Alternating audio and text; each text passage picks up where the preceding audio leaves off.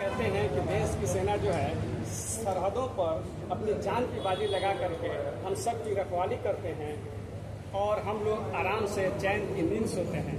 लेकिन जब एक सेना घर से ड्यूटी से छुट्टी पर घर आता है या घर से ड्यूटी पर जाता है तो उसको टिकट रेलवे से जाने के लिए मुसीबत बन जाता है, इसलिए कि रेल मंत्रालय में उसके लिए कोई रिजर्वेशन का जगह नहीं है। तो मैं आपके माध्यम से कहूँगा कि आप इसको पार्लियामेंट में उठाएं और इतना थोड़ा सा कष्ट करेंगे ताकि इसको जो है उन लोगों के लिए सुविधा सहूलत कराएं। हमारे सेना के जो जवान या अधिकारी जब आते हैं उनको वारंट इशू होता है। वारंट तो बहुत सारा उनका फाइनल सीट रिजर्व रहता है। जाने वाले भी वहाँ से टिकट लेकर के रिटर्निंग टिकट भी आते हैं, उनका भी फाइनल लगभग रहता है।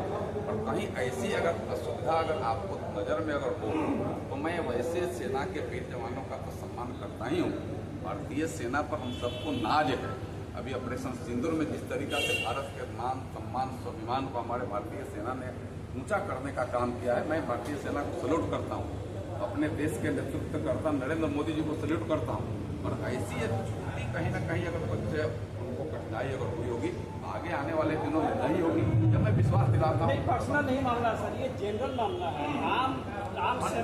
मैं तो आपको कहता हूँ 100% मैं कहता हूँ सेना के जवान जब भी आते हैं रिटर्निंग वारंट लेकर के आते हैं, वहाँ से तो रिजर्वेशन से आते हैं, वहाँ से जाने वाले भी रिजर्वेशन का हुआ रहता है लगभग 99%। ऐसे कोई एट्रेंडम आ गया तो उसको प्राथमिकता रहती है। सेना के जवान में तो प्राथमिकता स्वयं भी रहती है, उनको मैंने उसको प्राथमिकता ऐसे भी रहती है कि सेना के जवान, लेकिन पब्लिक में उसकी प्राथमिकता है।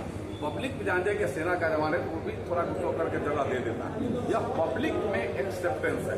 तो भारत की सरकार ये पब्लिक करना शांत से हमारे सेना के जवान। मैं सर आपसे रिक्वेस्ट कर रहा हूँ परमानेंट नहीं, इसमें जैसे कि मान लीजिए कि ओल्ड एज के लिए रिजर्वेशन है या और किसी उनके लिए भी लीक करके अगर देंगे तो उनके लिए देखिए उनके बच्चे के लिए रिजर्वेशन है।